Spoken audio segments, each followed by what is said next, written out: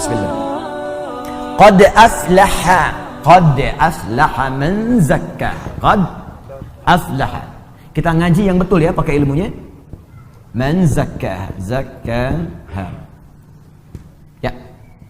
Pertama pakai qad. Qad itu kalau di ilmu nahwu namanya harfu tahqiq. Huruf yang menjamin kepastian. Ya, aflah dari kata falah. Ya, falah itu sukses dan bahagia. Kalau Anda buka kamus bahasa Inggris bahasa Arab, maka falah diterjemahkan success and happiness. Bukan sekedar bahagia, tapi ada suksesnya. Dia ada sukses saja disebut fauz namanya. Disebutkan derivasinya dalam Al-Qur'an 29 kali. Ya, ada faiz, ada fauzan, faizah, fauzi, itu sukses. Ya, fauzi, orang yang diharapkan sukses dalam hidupnya walaupun belum tentu bahagia. Ada faiz. Kalau bahagia saja, farah namanya. Farah. Orangnya farhan, perempuannya farah. Kalau ada yang namanya farhan, artinya orang yang diharapkan bahagia selama hidupnya. Bahagia walaupun belum tentu sukses. Nah, Anda pilih mana? Kaya tapi gelisah atau miskin tapi tenang? Miskin tapi tenang. Oke, di antara yang kedua selalu ada alternatif yang ketiga. Kalau bisa kaya dan tenang, sukses dan bahagia, kenapa pilih salah satu dari yang dua tadi? Dan Allah Maha tahu, maka ditawarkan pilihan langsung yang ketiga, namanya falah. Falah itu sukses dan bahagia, kaya dan tenang. Kalau Anda genggam kebahagiaan itu, digenggam sukses itu, dan gak mau dilepas, maka dalam ilmu saraf tambahkan hamzah di depan kalimatnya. Asalnya falah begini, falah gini, tambahkan hamzah gini. Kalau tambahan satu huruf muncul di depan kalimat, maka harokat huruf yang pertama dari kalimat asal ini falah, fa, pindah ke sini. Harakatnya fa. Karena pindah yang ini mati, sukun. Sukun, bulat. Karena ini sudah ada hamzah, maka di ilmu sharaf ilatnya ini hilang. Harokat tetap aflah. Falah jadi aflah. Orang yang menggenggam dengan kuat kebahagiaan dan kesuksesan. Terjemahkan dengan ilmunya, qad aflaha. Aku pastikan kata Allah, ada orang yang akan menjamin kebahagiaan dalam hidupnya dan sukses dalam pekerjaannya. Jadi kalau beraktivitas dimanapun, ada masalah sebesar apapun, tenang aja. Kayak nggak ada pengaruh pada dirinya. Bukan nggak punya masalah teman-teman, punya masalah juga. Cuma masalah itu diberi rumus oleh Allah sehingga menjadi ringan. Bukan nggak berat, bukan nggak ada masalah. Jadi sebelum itu datang dia sudah tahu ilmunya, sehingga ketika datang ringan aja dihadapi seberat apapun. Ya, indah dan sukses dia. Dan ketika ada tantangan, dan Quran tidak pernah menyebut hambatan, tantangan. Ada tantangan dalam pekerjaan dihadapi, tenang aja. Dan kesuksesan itu Allahu Akbar. Begitu seorang punya positive thinking, tenang jiwanya, maka setengah kesuksesan sedang dia genggam dalam tangannya. Bergerak, bergerak, bergerak, bergerak, bergerak. Allahu Akbar. Aflah. Siapa orang itu? Maka rumus awalnya man. Ismun mausulun alal fardiyatil amiyah.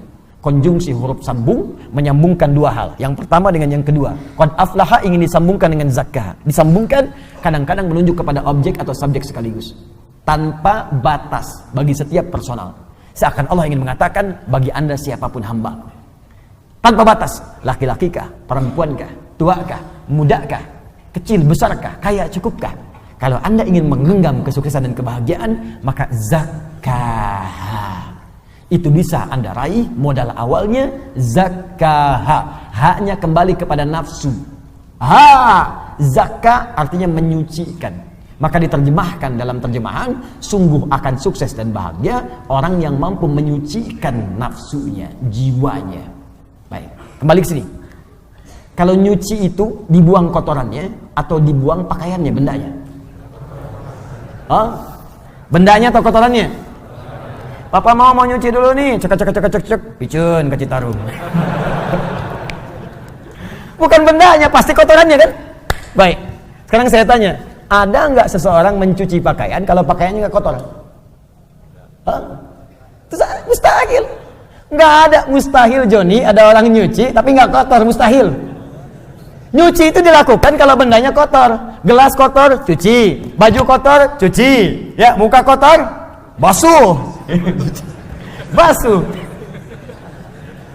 Cuci, ayo bilas dengan rinso tuh muka.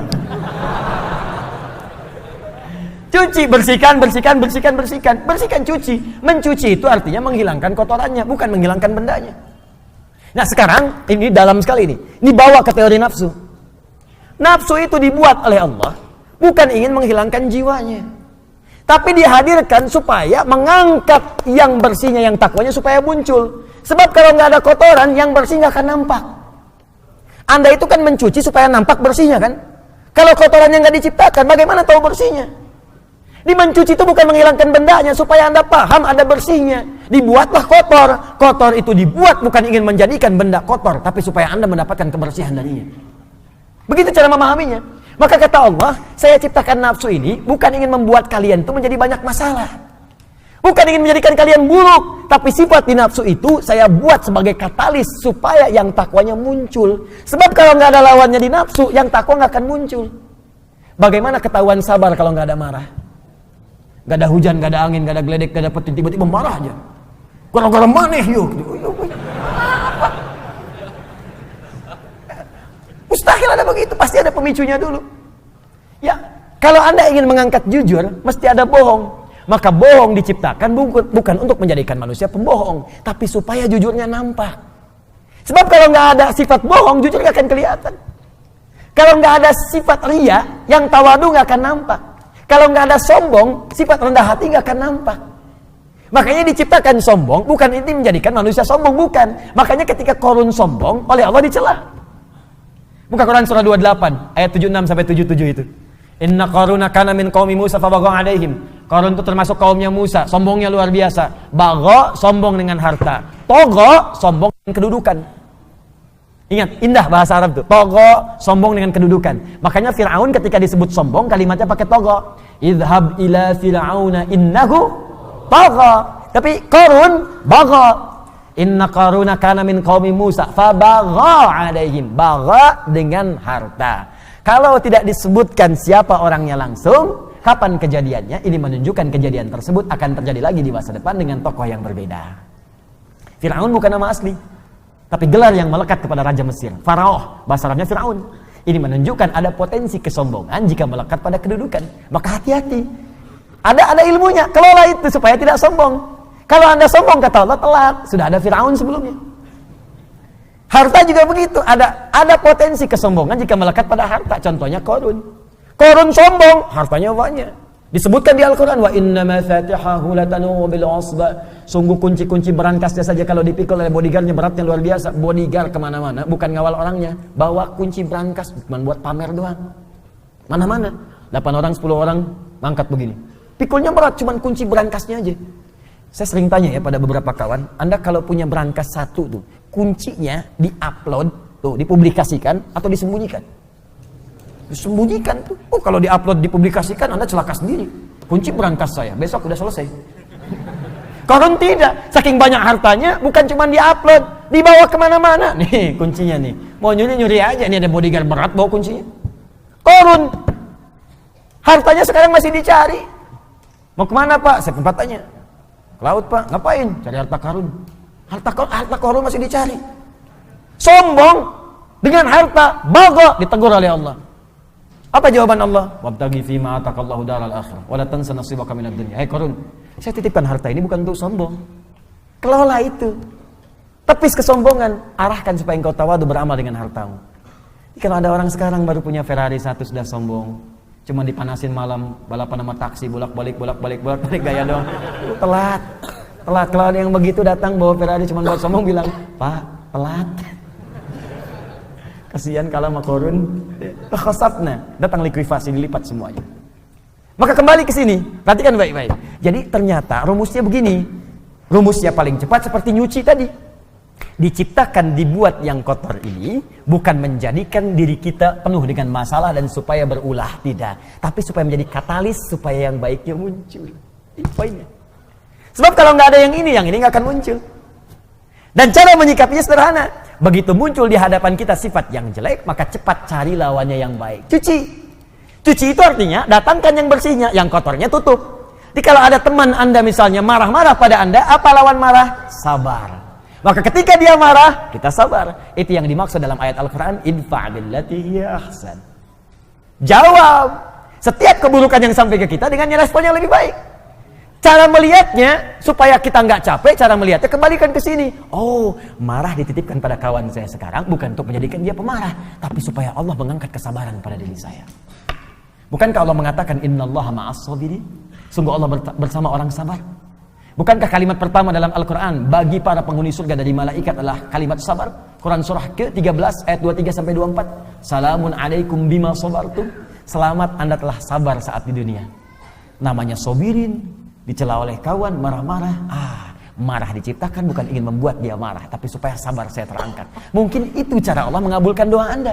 Bukankah selama ini Anda berdoa kepada Allah, ya Allah jadikan aku dekat denganmu, ya Allah masukkan aku ke surga. Kalimat pembuka surga, sabar. Sabar lawannya marah. Begitu orang marah, sebetulnya Allah ingin menanamkan pahala dan menjawab doa Anda saat sebelumnya Anda meminta. Jadi kalau ibu di rumah bu, suami pulang tiba-tiba marah, berbahagialah ibu. Karena marah diciptakan bukan ingin membuat suami jadi pemarah, tapi supaya mengangkat kesabaran dalam diri ibu. Mungkin dengan sabar itu, kekuatan ibu bertambah untuk menghadapi problematika lebih besar di kemudian hari. Jadi kalau di hari itu ibu belum lulus, bagaimana menghadapi tantangan lebih besar di kemudian hari? Ada masalah di depan yang lebih dahsyat lagi, perlu kekuatan lebih. Kalau pada yang ini aja Anda gagal tidak bisa melewatinya, bagaimana bisa mengatasi persoalan yang lebih besar di kemudian hari? Itu prinsipnya. Ya begitu ada suami datang marah-marah, Masya Allah, Alhamdulillah, sabar. Kamu senyum lagi, kenapa? Sabar. Alhamdulillah Pak, saya yakin, Mama yakin, Papa itu bukan pemarah. Emang? Iya. Maafkan ya Pak, kalau memang marah itu dari Mama yang salah. Semoga Allah muliakan kita, mengangkat kesabaran kita semua. Indah, selesai.